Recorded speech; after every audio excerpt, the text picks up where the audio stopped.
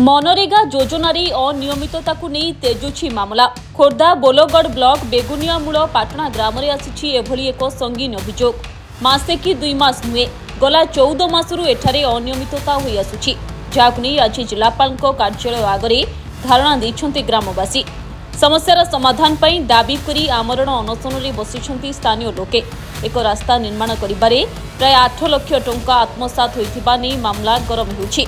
ग्रामवासी यहाकु विरोध करी स्थानीय प्रशासन रु जिला प्रशासन पर्यंत अभियोग करिसंती, हेले फल सुन ए संपर्क में कर्तृपक्ष कौनसी प्रकार पदक्षेप नेउ नाहंती किंबा कार्यानुष्ठान भी नाही, बरं दोषी माननकु घंट घोड़ाउथिबा अभियोग होइछि। तेबे सबु घटना को विरोध करी आज तीव्र रूप नेछि स्थानीय लोके ही समस्यार समाधान पई अंठा भिड़िचंती। तेणु घटना को नहीं जिलापाल कार्यालय आगे धारणा बसिचंती। आमरण अनशन में बसी मनरेगा योजना को समाधान करबा पई दाबी करबा सह एहाकु सठिक भाव में चलाइबाकू सेमाने दाबी करिसंती।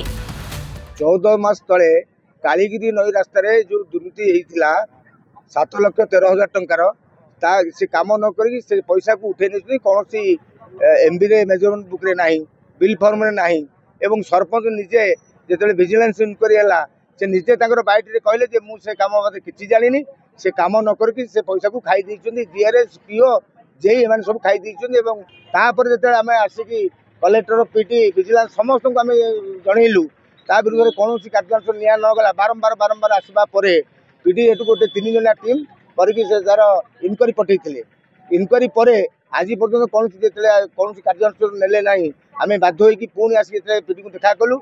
पीटी हमहु कहउछन्ती ताले आजा एटा 3 मास हेले कोन छुआ जन्म हबो, 9 मास हेले सिना छुआ जन्म हबो बोले मेडिकल साइंस आ भितर पसि गेलानी।